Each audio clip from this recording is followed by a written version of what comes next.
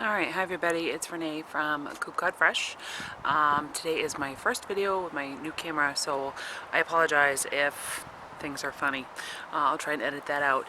So a little bit about me. I live on Cape Cod with my husband and my stepson, and we have an acre and a quarter of land, and we just started with chickens, and eventually I would like to do bees, goats, and someday I would like to have horses. And of course we have a garden, and I'm hoping to expand that. And so homesteading slash hobby farm, I guess you would say. So anyway, I'm going to do a winter Coop tour. Today is December 27th. It is just after Christmas, and it's about 50 degrees. It was 60 yesterday on Christmas, or 2 days ago on Christmas. So this is unusual for us. So I'm going to give you a tour now. Alright, so this is a view of the backyard. And this is our coop and run and my raised bed, which I am going to be expanding and adding 2 more beds, and I do have some water here that's shut off now. So I have 15 chickens right now. I did get them from efowl.com, a hatchery. I've got 4 Buff Orpingtons, 3 Silver Lace Wyandottes, 3 Gold Lace Wyandottes, 2 Barred Rocks, and 3 Rhode Island Reds. And some of my girls are wearing hen saddles that we had to put on last night. My buffs are a bit of a bully, so that's another video that I'll attach. That was kind of funny getting those on. So what we did for the run is, this is actually a greenhouse frame that when we built it, we dug up all underneath it and we ran cattle panels underneath. So it's completely enclosed, and we've got the wire over the top, and I've got the hardware cloth on the bottom, and then my husband added this door, and I do have like gate hardware with a clip that is just zip tied on, and yes, I do love zip ties. It's a little wet because of the wood, but as you can see, it's built up. Back in, girls, back in. So that would be very hard for a predator to open. Something that I added after we built the coop was we did put in cinder blocks, and I did have spinach and herbs and grass growing, and actually there's still spinach growing, that the girls could access, or I would pick and throw in. This is Predator Eyes. It's actually on right now. It glows, it's solar, and predators think that it is another predator, so they stay away. Right now I'm still able to use my bell waterer. I have 2, and I just swap out a new one every morning. We did build under the coop. So under the coop, the girls have an area where they can go and get dry and stay dry, and there's a concrete pad under there that we built on top of. So I've got a couple of inches of mulch and pine straw and stuff, and so they do scratch around in there. And I don't know if you can see it, but we do have the automatic door opener. And actually, you know, I should go in and show you guys. So I'll go in and show you guys. So for the winter months, we did put this clear tarping over the top to sort of give the girls a little bit more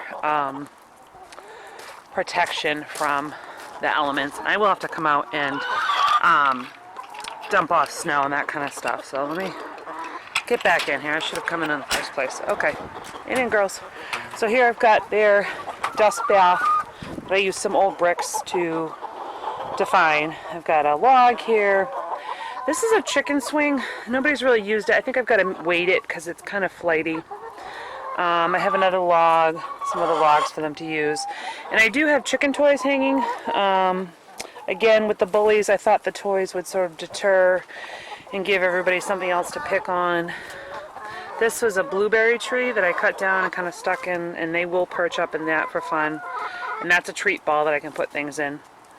This is the Brinzy Chick Safe automatic door opener. It was expensive. It was like 200 bucks, but well worth the money. The door opens on a timer, or you can do it to a light sensor. Opens and closes whenever I want it to, and I don't have to get up early with chickens. And it just so happened that the width of the door fit perfectly between the board and batten here. That was just a happy accident. And I do have a little board here to keep the bedding in so when the chickens come out, but some of it still falls out, as you can see. So this is a little view underneath I do ferment their feed, and I do put their fermented feed every morning under here so that they can eat it and stay dry. So everybody's very curious, very friendly. Hi, girls. So these are my big bad buffs that are picking on everybody. And one of my reds. Alright, so now we'll go in and we will look at the inside. And here we are in our cute little chicken saddles that we got from Louise's Country Closet. And so far so good. Everybody woke up this morning with them on. Nobody flew the coop because they were angry at my fashion choices. Okay, so we'll lock them back in. Sorry, locking them in. Not the best photographer here, and I'm right-handed. That's my left hand. Okay, and this is a bucket of sand to put over the snow or to add to the dust bath. So, of course, like I said, it is Christmas. I did decorate. There's our Cape Cod planter, and we've got some lights and a kissing ball and all of that. So we come over here. I added this shelf after we built the coop. So this is Coop Cod. My husband and his friend built it. It is basically a salt spray shed, if you're familiar. It's board and batten construction. It's 8x8. We put it on a 9x9 concrete slab. We did run electricity out. This is my wolf pea. I buy wolf pea online as another layer of defense, and this is just a little silicone cupcake liner to kind of keep the rain out. And we did do washers all the way around, and then there's the concrete, so nothing can get in here. We also have motion lights on all four sides, and there's my vents that do have hardware cloth on them, and there's a window on the other side. And then there's my compost pile, and again here's the view to the back of the house, and that's the street up there, and that's my wood chip pile. Okay, so coming into the coop, again I have a shed locked door with a carabiner, twist and open, so that's pretty hard for a predator. I have this kick plate here to keep bedding in, but I also like to sit there when I come hang out with the girls. This is my outlet. It looks kind of scary, but it is safe, I promise you. I have one of the heater cubes in here that only turns on this heated water dish when it goes below 32. And then I have a timer for the Christmas lights and a regular light. Now, this is a heated dog dish. This is a stainless steel bowl that my husband drilled a hole and I have hanging. This is to keep people from taking a bath in the heated water. So when it does get cold, I won't bring the Bell water out. This will be their main source of water, and they'll come in to get that. Now, originally I wanted a closet in here to store stuff, so I'm kind of encroaching on my doorway here. But it's not a big deal. So this is the coop. Let me see if I can widen the shot a little bit here. No? Okay. So this is the coop. I do have the, let me turn the light on for better lighting. I do have the 5-gallon bucket nesting boxes. And oh, looks like we've got some eggs. I do have the fake wooden eggs as well, but those are real. None in here. None in there. Oh, that's a popular one. And the girls were laying on the ground. So I picked up these galvanized storage totes so that at least the girls' eggs would be protected. So I've got 2 more nesting boxes. So I've got a total of 6 nesting boxes, even though I only have 15 hens. So this is the door. And again, I've got a little tool rack for my tools, cleaning supplies. I've got more of the zip ties in that coffee can because I live for them. So those were vents and those are vents. Covered them up for the winter. So my husband put little circles of insulation that'll pop out and I can open them when I want. The girls were picking at it. So over there, that is the stuff you would use when you're installing like a window or whatchamacallit, a sliding glass door, and this sort of just self-adheres and it's rubberized and weatherproof, so there's no draft coming in through there. I do have a vent here and a vent here, and I also have 1, 2, 3, 4 windows that open. They are currently closed, and I have a little bit of this plastic mesh netting over them, just kind of split so I can get into them, because when the girls were little, they would nest in here, and I didn't want them nesting in here. So again, so ventilation, I've got the big vents, but also this is board and batten construction, so there is cracks everywhere. So there's plenty of ventilation in here, and if I needed to, I can pop this out for a little bit extra ventilation. So this is our roosting area, and originally I had a tarp. Well, that wasn't cutting it, so we put in a poop board, and I have sand on top. I haven't cleaned yet today, and I just use a kitty scoop, a metal kitty scoop, and a dustpan, and I go out to my pile. I also have a barbecue wire brush to brush down the wires. So I came out here a couple nights to look at the girls, and I noticed that some of the girls were sleeping on the poop board. You know, whether that was social stuff, pecking or whatever, so we added additional roosting up here. So they can kind of hop from the floor. There's our baby roost too, we just left it in. Hop to here, to here, to here, and then there's plenty of roosting. And I have a little step stool that I stand on to clean the upper roost. And yes, I have a clock in the coop. My husband laughs at me, that's for me.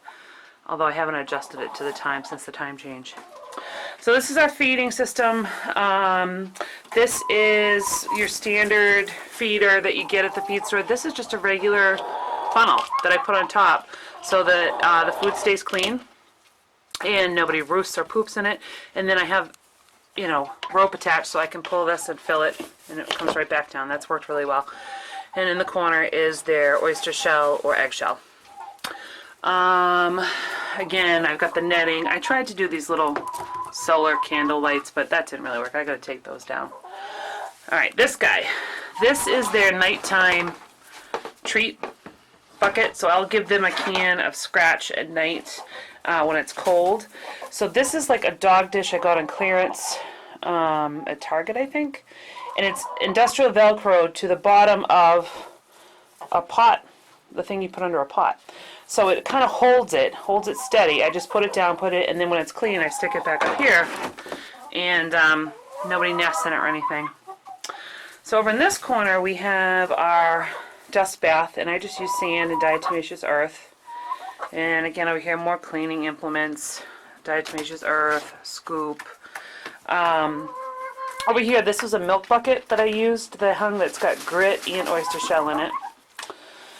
Again, over here I've got herbs that I grew this summer that are dry and that I can put in the nesting box or what have you. I also use the Dukashi in the nesting boxes, and for smell, this is Dawn for when I had the hose out, and apple cider vinegar. And that is apple cider vinegar and water, and the green, simple green for cleaning. Now this is my solution to keeping the birds off of my feed bucket. So I have a little hook here that, hold on, I'm trying to do this left-handed, it's not easy, that I hook on to a binder clip. 1 second. There we go. So the little eye hook and the binder clip holds this up, and I have a shelf here. So I can open up my can, and then I can bring my feeder, sorry, great videography. I can bring my feeder over, and I can set it here. I pull this back, and then I can fill the feeder. And then I put this back. Everybody's in and out in their dapper jackets. Hang this back up. And then I put this back on. And of course in here I've got my scratch, my Dukashi, my feed, and I do have herbs and things that I add to the feed supplements. And then when I'm done, unhook this, down it goes, and generally they do not sit on this because it's flimsy and it's slippery. So generally that's worked out pretty well. And then in the big bucket here I've got black oil sunflower seeds, and down below I've got some cracked corn and stuff to throw.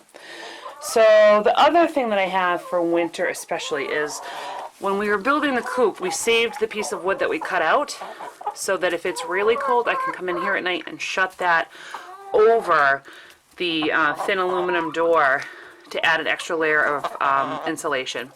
And I do have toys in here. I've got mirrors. What else do I have? Well, they fed each other. But so far so good. These chicks were hatched June 1st, 2015. And as you can see, they are quite big. They are laying, I'm getting about a dozen, 13 eggs a day. So there's a couple of slackers, or people aren't laying consistently every day. The other thing is, I do not have a heat lamp in here. This is just a regular, one of those newfangled bulbs that don't produce heat. And I do have it on a timer. Since this is their first year coming into laying eggs, they were starting to lay as it was starting to get dark. So I did decide to go ahead and supplement their light this year. Next year I probably won't, and we'll just go from there. There we go. You're showing us how. Good girl. That's it. That's Rita. Rita's one of my rocks. It's funny. She's the runt. She is more friendly to me, so they don't pick on her. I am going to add another feeder in here so that when it is more inclement weather, they can have 2 sets of feeding and not be fighting over it. I am trying to eliminate any fighting as much as I can. And they're looking for treats right now. The other thing I have in here is I have my pitchfork that I did go ahead and line with hardware cloth to make it easier to clean. Oh look, now we're up here. Yeah, so they'll roost up there. So like 6 or 7 will go up there. There's usually 3 there, and then probably another 7 or 8 here. And there's always 1 or 2 down here when I leave. I don't know what happens after I leave. So, scissors. I always have scissors down here for opening things, cutting herbs and stuff. So that's the inside of the coop. So again, it's fairly warm in here. I do have a thermometer in here, and right now it is 60 degrees in here. And this guy here is a remote sensor, so I have a thing in the house that I can tell how hot it is in the coop at all times. So that if it was really cold and I felt like I needed to add heat, I could. And there's one of my girls wearing her chicken saddle. Looks good on her green. Alright, so that is the tour of the coop. I got some chores to do. I've got a little sign to put up. My sister brought me, she went on Etsy and had a little sign made for us. So I'm going to hang that up. And I save eggshells to feed back as calcium. So there's our eggshells, and then that's my egg collecting basket. So that is it for the first installment of Coop God Fresh. Thanks for stopping by. If you have questions or comments, please leave them in the box down below, and I will link the video of putting on the lovely lovely chicken saddles. Have a good day, everybody.